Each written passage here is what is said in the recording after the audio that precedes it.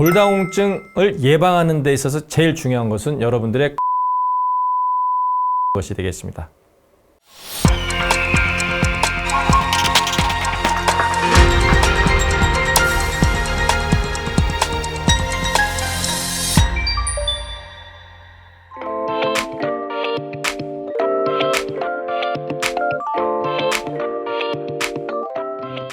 안녕하십니까. 연세본 정형외과 원장 이재만입니다. 이렇게 강남구에서 마련한 강남구 주민들을 위한 건강 사이다를 통해서 여러분들과 정형외과적으로 꼭 필요한 건강 상식과 또 여러 좋은 정보들을 같이 공유할 수 있는 시간을 갖게 돼서 정말 개인적으로도 영광입니다. 오늘은 이제 그 첫 번째 시간으로 노인 인구도 굉장히 많아지고 있고, 그 다음에 또한 젊은 분들도 이 활동이라든지 야외 활동 같은 것을 햇빛을 받는 활동 이런 것들이 많이 줄어들고 있기 때문에 골다공증에 대한 관심들이 최근에 많아지고 있습니다. 여러 가지 질문들 합니다. 이 골다공증 약은 먹어야 되나요? 그럼 골다공증 관리는 어떻게 하는 게 좋은지, 또 약도 굉장히 고가의 약들도 많고 우리가 일상생활에 어떤 운동들이 골다공증이 좋은지 이런 것들도 여러분들이 굉장히 관심이 많으실 거예요. 또 여러분들 기본적으로 잘 알겠지만 비타민 D 이런 것도 잘 또 드시고 있을 겁니다. 하지만 약이나 이런 부분에 너무 치우치기보다는 사실은 생활 습관, 운동, 그 다음에 또 밖에서 햇빛을 보면서 여러분들이 활동을 좀 조금씩은 규칙적으로 해줘야만 궁극적으로 골다공증이 예방이 됩니다. 더 나아가서 골다공증을 예방하려면 여러분들이 관심을 갖는 것들이 골밀도 수치를 증가시키는데 너무 관심들을 갖는데요. 사실 골밀도는 나이가 들면 다 떨어지기 마련입니다. 그래서 이제 우리 골밀도는 한 20대 이후부터 골양인과 골질이 점진적으로 더 나빠지는 쪽으로 진행이 됩니다. 그래서 골다공증 치료에 있어서 사실 키포인트를 골밀도만 증가시키는 여러 약이라든지 이런 부분들의 포커스를 너무 맞추게 되면 실질적으로 골다공증을 왜 예방해야 되는 그 근본 질문에 대해서 좀 멀어지는 경향이 있습니다. 여러분들 골다공증 관리를 왜 하시죠? 골다공증 관리의 궁극적인 목적은 뼈가 부러지지 말게 하기 위함입니다. 자, 여러분들 뼈가 부러지는 것이 그러면 과연 골질의 양과 골 밀도의 양을 증가시키면 무조건 뼈가 부러지지 않을까요? 그렇지 않습니다.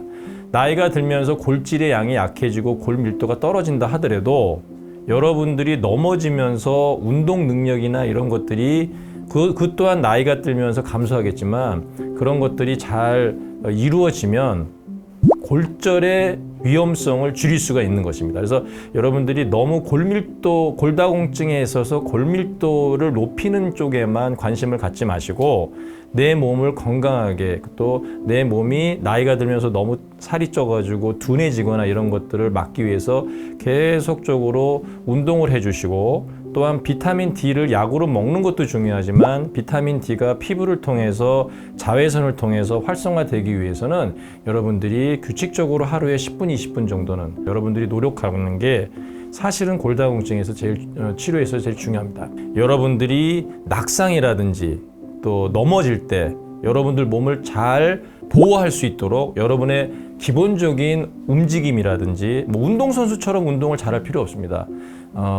몸을 좀 약간 날래게 만들어 주시는 게 여러분들의 골다공증 치료에 있어서 건강 사이다가 될 수 있다고 저는 믿습니다.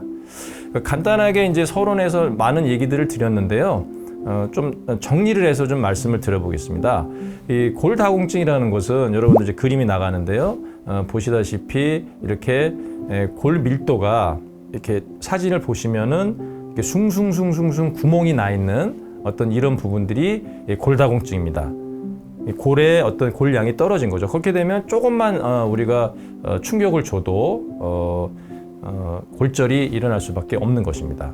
골다공증은 여러분들 그림 보시는 것처럼 빨간 화살표에 지금 나오고 있지만 골 밀도가 이렇게 느슨해지는 겁니다.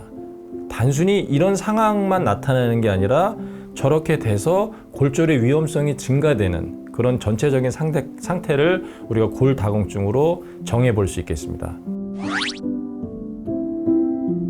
이 골다공증은 여러 가지 폐경이라든지 노화로 여성분들은 발병이 되고요.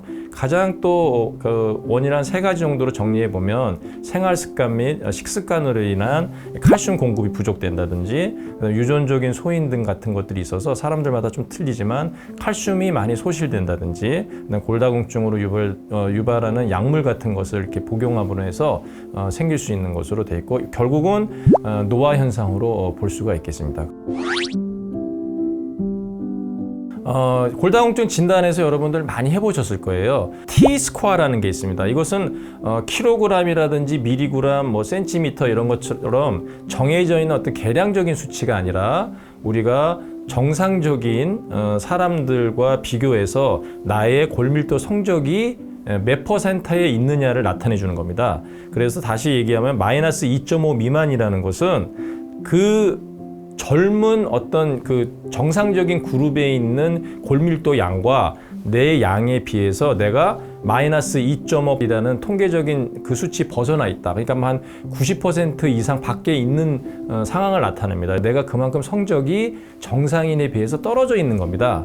그래서 정상인이 어떻게 구성되어 있느냐가 다른데 아직까지 우리나라에서 우리나라 고유 데이터가 나와 있지는 않아요. 그래서 그게 좀 안타깝긴 한데 어쨌든 병원 가서 측정하는 부위가 다 다릅니다. 골반 측정하는 데도 있고 허리 측정하는 데도 있고 어떤 데는 발뒤꿈치를 측정하는 데도 있어서 조금씩 차이가 있을 수 있지만 어쨌든 우리가 공식적으로 의사들이나 병원에서 인정하는 것은 마이너스 2.5 미만인 경우에 치료 대상이 됩니다. 결국 골밀도가 떨어지는 이유는 우리 몸에서는 지금도 여러분들이 가만히 제 강의를 듣고 있는 상황에서도 골이 생기고 또 없어지고 이런 과정이 골을 만드는 세포와 골을 파괴하는 세포가 평형을 이루고 있습니다. 근데 이게 나이가 지나면서 어렸을 때는 골을 만드는 쪽으로 많이 진행이 되다가 나이가 한 20, 30대가 지나면서는 골이 파괴되는 쪽으로 많이 진행이 되기 때문에 그 파괴가 양이 많아지면 우리 몸에서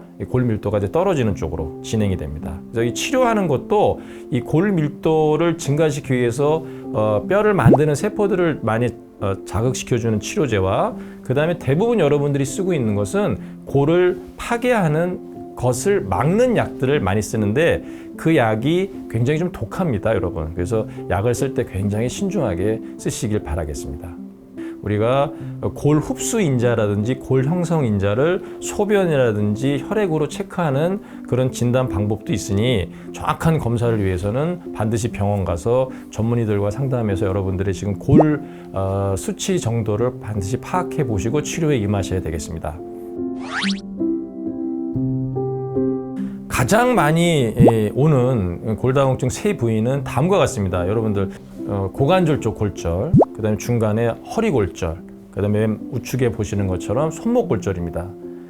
제가 서두에도 말씀드렸지만 여러분들 왼쪽 고관절 골절이 오면 나이가 한 70 이상 할머니들이 고관절 골절이 오면요 수년 내로 사망할 수 있는 확률이 30%에서 보고마다 다 다르지만 50%까지 증가를 합니다.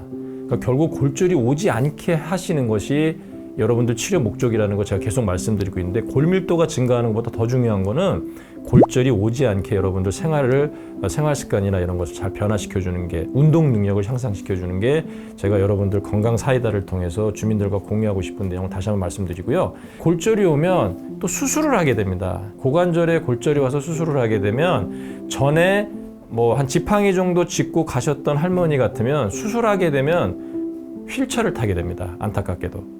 그래서 골절이 한번 오면 그만큼 여러분들 삶의 질이 떨어집니다. 자, 허리 골절하면 얼마나 아프겠습니까? 저한테 왔던 환자분들 중에 제가 척추에 압박골절이 8군데까지 왔던 분을 골시멘트로 치료해드린 분들도 있습니다.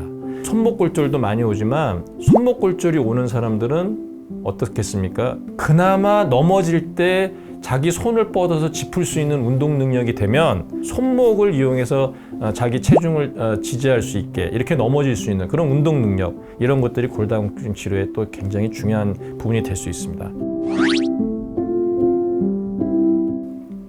그래서 여러 가지 운동 치료에 대해서는 사실 우리 건강사이다 이 프로그램을 통해서 전문 운동 치료사 선생님들 많고 또 이게 운동을 전문적으로 하시는 분들에 대해서 굉장히 더 특화되어 있는 운동들이 많습니다.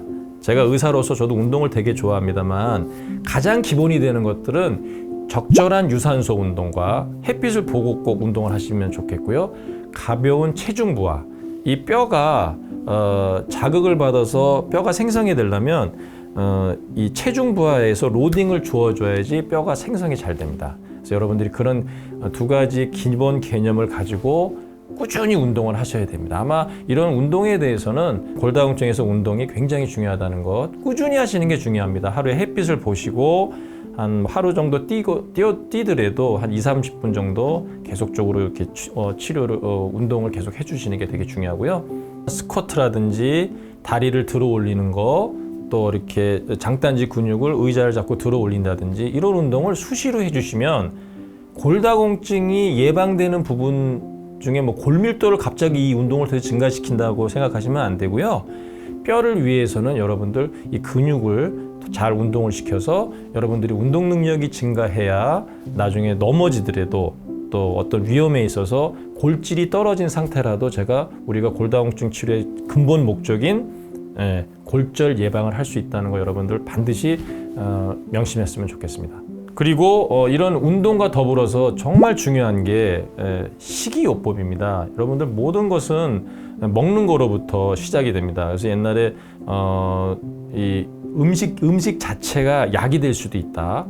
이렇게 여러 표현들을 우리 선조들이 하고 있는데요. 칼슘을 그냥 무조건 약으로 뭐 1500mg, 뭐 비타민은 400IU, 요즘은 또 고농도 비타민들을 많이 얘기하시는 선생님들도 많고요. 다양하게 나오지만 잘 드셔야 됩니다. 그리고 당연히 과도한 음주 같은 거 삼가하시고 금연, 또 카페인 같은 것들을 많이 드시면 이게 칼슘을 좀 많이 빠져나가게 합니다. 그래서 염분 섭취 이런 것들도 칼슘 소실에 문제가 되기 때문에 또 이런 기본적인 식이요법은 전에 우리 황덕원 원장님께서도 여러분들과 건강사이다를 통해서 비만 이런 부분들을 좀 얘기하고 계신데 거의 유사합니다. 우리 황인종 같은 경우에는 좀 더 피부 노출을 더 많이 시켜도 비타민 D가 활성펌이 돼서 칼슘 대사에 용이하게 만들 수 있습니다. 그러니까 여러분들이 운동을 좀 많이 하시고 아주 기본적인 식이요법은 제가 얘기 안 해도 여러분들 주민들 많이 아실 겁니다. 이렇게 해서 식이요법을 잘 하시는 게 골다공증 치료의 또 근본이 됩니다. 여러 가지 골다공증 약에 아주 기본적으로 많이 쓰이는 것들이 아까도 말씀드렸지만 골 흡수를 억제하고 골 형성을 촉진하는 약들로 나뉩니다.